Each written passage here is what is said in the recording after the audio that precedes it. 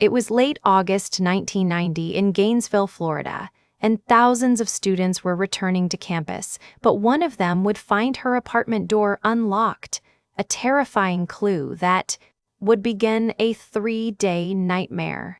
What did she find behind that door, and how did it change a peaceful college town forever? Welcome to Learn English with True Stories. Today you'll hear a chilling real story, and along the way, we'll learn some useful English together. The end of August in Gainesville, Florida, usually felt full of promise. The humid summer air was filled with the excitement of students arriving for the new academic year at the University of Florida. In 1990, 17-year-old Christina Powell and 18-year-old Sonia Larson were two of those hopeful students. They had just moved into their first apartment together, ready to start a new chapter of their lives. They were really looking forward to their classes starting. By the way, look forward to is a common phrasal verb. It means to feel happy and excited about something that is going to happen. For example, children always look forward to their birthdays. Unseen by the busy students, a man named Danny Rolling had also arrived in town. Born on May 26, 1954, Rolling had a deeply troubled past. He grew up with an abusive father, and his early life was marked by trouble with the law. By the time he came to Gainesville, he had a long criminal record. A criminal record is a list of a person's crimes. For example, he couldn't get the job because he had a criminal record. Rolling set up a small campsite in a wooded area near the university. From there, he watched the students planning something terrible. He moved silently, a predator hidden in plain sight, and nobody suspected a thing. On the morning of August 26th, Christina Powell's parents became worried. They hadn't heard from her, which was unusual. They drove to her apartment to check on her. When they arrived, they found the door unlocked. A feeling of dread began to grow. By the way, dread is a strong feeling of fear or worry about something bad that might happen. For example, she felt a sense of dread as she walked down the dark street. Inside, they discovered a horrible scene. Both Christina and her roommate, Sonia Larson, had been murdered. The police were called immediately, and a massive investigation was launched. The news sent a shockwave through the community. How could something like this happen here? The police began to look into the crime. They questioned friends and neighbors, searching for any clues. By the way, look into is a phrasal verb that means to investigate or get more information about something. For example, the police will look into the cause of the accident. As detectives worked, they noticed the killer had been very careful, very meticulous. Meticulous means paying careful attention to every detail. For example, she is a very meticulous worker, so she never makes mistakes. The next day, the city's fear grew. A maintenance worker went to check on another student, 18-year-old Krista Hoyt, because she hadn't shown up for her job at the sheriff's office. He entered her apartment and made another grim discovery. She had also been murdered. The city of Gainesville was now on edge.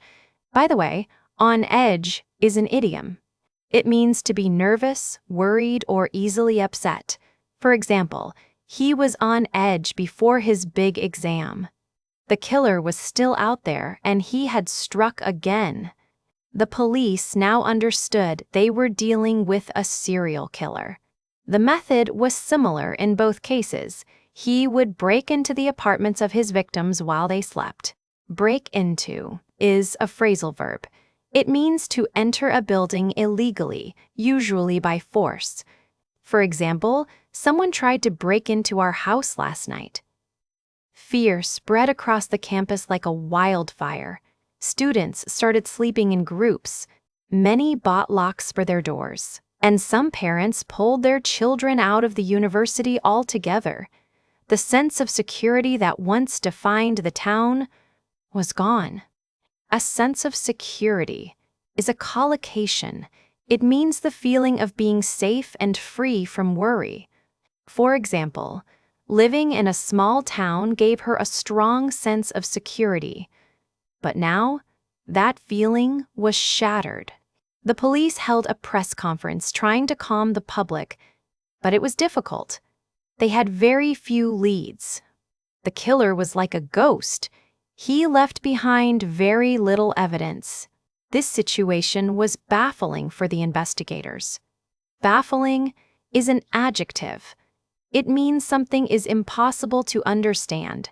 For example, the reason for his decision was baffling to everyone.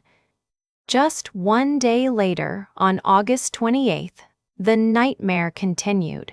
The roommates of Tracy Pauls and Manuel Taboada, both 23, returned to their apartment. They found another terrible crime scene. Both Tracy and Manuel had been killed. This time, the killer had murdered a male victim too. This new development made the police even more desperate. The killer's pattern was escalating. By the way, escalating means becoming more serious or intense. For example, the argument was escalating, so I decided to leave. The police had to track him down before he could kill again. To track down is a phrasal verb that means to find someone or something after a long and difficult search. For example, it took years to track down the rare book. The investigation became one of the largest in Florida's history. Hundreds of officers worked around the clock. They had to rule out many potential suspects. Rule out is another useful phrasal verb. It means to decide that someone or something is not responsible for a problem. For example, the police have ruled out the possibility of an accident. Despite their best efforts, the police couldn't find the killer. The city lived in a state of fear for weeks. Then something unexpected happened. On September 8th, a man named Danny Rolling was arrested in a nearby city for robbing a grocery store. At first, nobody connected him to the Gainesville murders. He was just another criminal, soon to be behind bars. Behind bars is an idiom that simply means in prison. For example, the thief was put behind bars for 5 years. While Rolling was in jail for the robbery, detectives continued to piece together the murder case. To piece together means to understand a story or a situation by collecting different pieces of information. For example, the detective tried to piece together what happened that night. They had found some evidence at one of the crime scenes, including a small sample of blood that did not belong to any of the victims. With new technology, they were able to create a DNA profile. They started testing the DNA of potential suspects. It was a race against time. A race against time is an expression that means you have to do something very quickly because you don't have much time.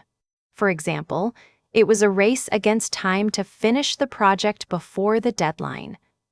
Months passed. Then, in early 1991, investigators tested Danny Rolling's DNA. It was a perfect match. They had finally found their man. The evidence was undeniable. Undeniable means something is clearly true and cannot be doubted. For example, it is an undeniable fact that the sun rises in the east. The residents of Gainesville finally let out a collective sigh of relief. A sigh of relief is an expression for the feeling of relief you have when something bad has not happened. For example, she breathed a sigh of relief when she found her lost keys.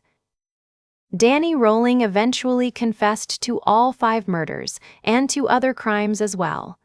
He explained how he carried out his terrible acts.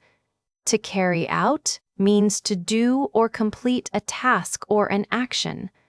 For example, The soldiers were ordered to carry out the mission. His confession was chilling, revealing a complete lack of remorse for what he had done. By the way, remorse is a feeling of sadness and regret about something wrong that you have done. For example, he showed no remorse for his actions. In 1994, Danny Rolling was found guilty and sentenced to death. He was executed in 2006. The aftermath of his crimes, however, lingered for a long time. Aftermath is a noun that means the period of time after a bad or destructive event. For example, in the aftermath of the storm, many families lost their homes.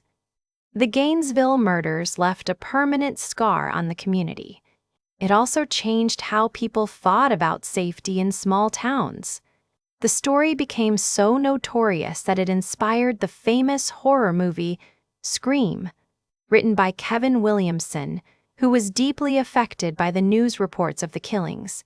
Notorious means famous for something bad. For example, the notorious criminal was finally captured by the police. The case of the Gainesville Ripper is a grim reminder that darkness can appear in the most unexpected places. It's a story about the loss of innocence and the fear that can grip an entire community. But it's also a story about the determination of investigators who refused to give up. To give up is a phrasal verb meaning to stop trying to do something. For example, even when it was difficult, she didn't give up. Their hard work finally brought a monster to justice. The story of the Gainesville Ripper shows how a community can be forever changed by a series of random, terrible events. It reminds us of the fragility of safety and the importance of justice. If you want to hear more fascinating real stories and improve your English at the same time, join our community by subscribing. You'll never miss an episode where we explore incredible cases and master the English language together.